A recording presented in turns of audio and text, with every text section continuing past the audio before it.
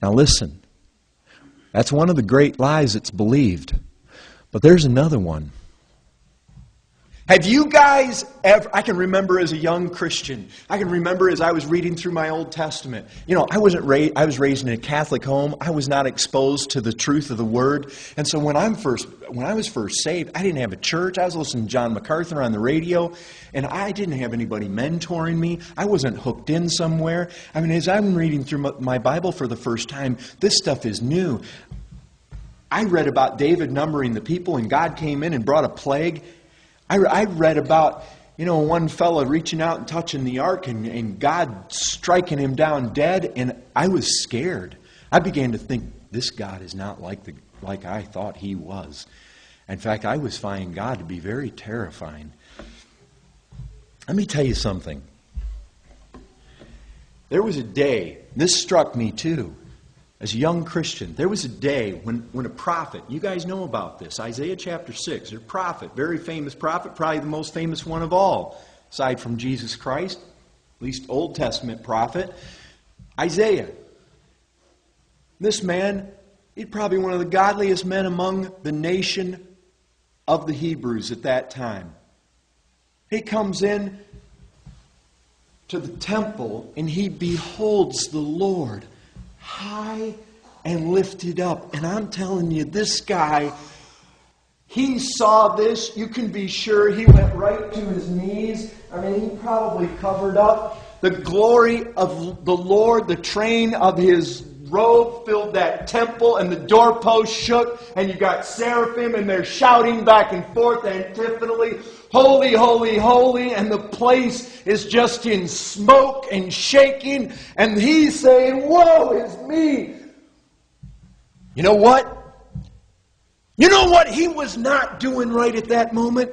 He was not thinking about the young lady he passed on the way to the temple. He was not lusting over her. He was not thinking about going home and fighting with his wife. You know why? Because when you're confronted by the glory of the Lord, I'll tell you this, one of the lies you buy into when you sin is you buy into the lie that God is not what He is like. You forget who God is. You buy a lie that He is somewhat knocked down, subordinate, substandard, sub-biblical to what He really is in the Scriptures. You know why? It was not just, you know what? He sees this, and the thought in his mind right now is not go gossip and backstab somebody and be bitter over somebody. Because when you see God for who He is, that has a way of burning through all the falsehoods. You see, one of the problems, folks, we buy into a small God. That is a lie we buy into when we sin. I tell you what, if the glory of the living Christ hovered at the end of your kitchen the way He did in the temple that day, when you go home tonight, you might not say the things you would otherwise say. You might not do the things you would otherwise do. And I'll tell you what, when Isaiah saw himself, or when he saw God, he saw himself as well. And you see, that's one of the problems in our sin as well. We think way too highly of ourselves. Way too highly. We think our way, we think what we want trumps all. That's true. Every single time you sin, you totally blow off and cast off the Lordship of Jesus Christ. You despise it. You count it as a little thing, and you certainly are exalting yourself. You know pride is behind every sin. You are exalting yourself. You know the lie you believe every time you sin? You believe you're pretty great. You believe your ways, your agenda, your needs trump Christ's commands. Now listen, there may be a lot of other lies that you believe, but you know what? This does help. If you will really, listen, some people come along, Christians will come along, and they'll say, I've tried to fight that sin, and I know they have. The guy's not lying to me. The guy's not trying to deceive me. I know that sin grieves that brother.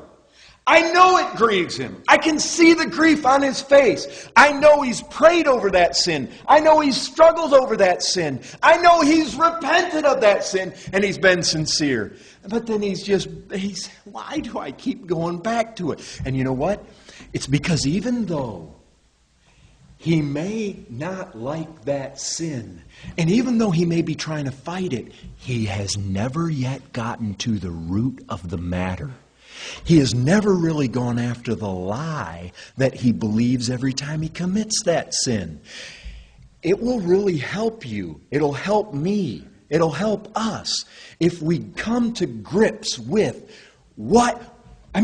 identify the sin and then figure out what am I believing every time I give in to that? Because there is a thought process. We don't sin in a vacuum. There is thinking. We weigh things out. We do things. There's a perception. We size things up. We look at things from a standpoint of what is desirable. Remember, desires are in this thing, folks.